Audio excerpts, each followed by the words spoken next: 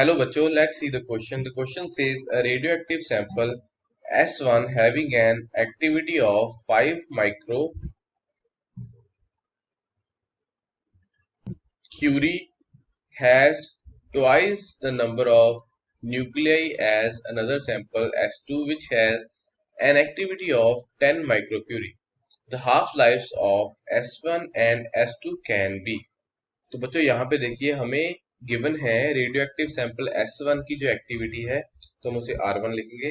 R1 हमें given है, R1 is equal to 5 माइक्रोक्यूरी, और हमें R2 गिवन है, R2 इज इक्वल टू 10 माइक्रोक्यूरी।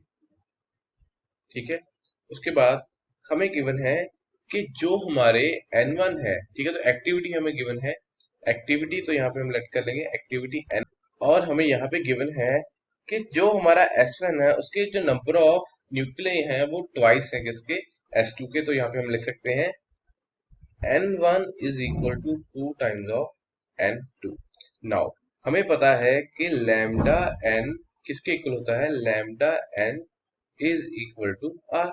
ठीक है, तो यहाँ से देखिए अगर हम लैम्डा की वैल्यू फाइंड करें तो लैम्डा हमारी क्या होती है, 0.693 divided by half life, that is t multiplied by n, और ये किसकी इक्वल होती है, this will be equal to r। तो हम इस अगर फॉर्मूला का यूज करें तो यहाँ पे हम लिख सकते हैं for sample 1 that is S1, हमारी T1 क्या आ जाएगी, देखिए T1 will be equal to 0.693 N1 divided by 5। ठीक है, तो यहाँ पे हमने R1 की वैल्यू पुट कर दी। सिमिलरली फॉर S2 हमारा क्या होगा, T2 will be equal to 0.693 N2 divided by 10।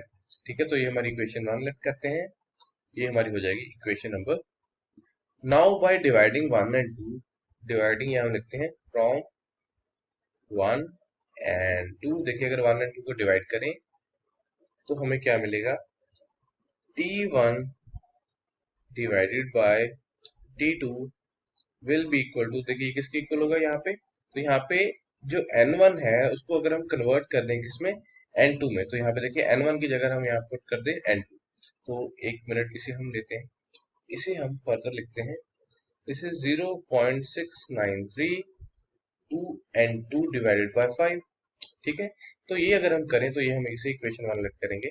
तो अगर हम डिवाइड कर दें दोनों को, 0.693 N2 divided by 5 divided by 0.693 multiplied by N2 divided by 10। तो ये देखिए कितना आ जाएगा, ये आ जाएगा हमारा 2 divided by 2 multiplied by 10 divided by 5। तो हमारा जो T1 डिवाइडेड बाय T2 आ चुका है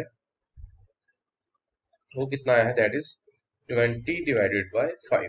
तो यहाँ पे देखिए ये हमारा T1 डिवाइडेड बाय T2 आ चुका है। तो यहाँ से हम कह सकते हैं कि जो हमारा T1 डिवाइड बाई T2 का रेशियो होगा वो 20 एंड 5 होगा। तो अगर सिंपली हम लेट करें, कांस्टेंट के लेट करें, तो देखिए हमारी ऑप्शन ए है वो बिल्कुल सही आ रही है, क्योंकि हमारी एक T1 क्या आ रही है 20 एंड T2 5 ईयर्स। तो ये हमारा सही आंसर है। So I hope you understood it well. Best of luck.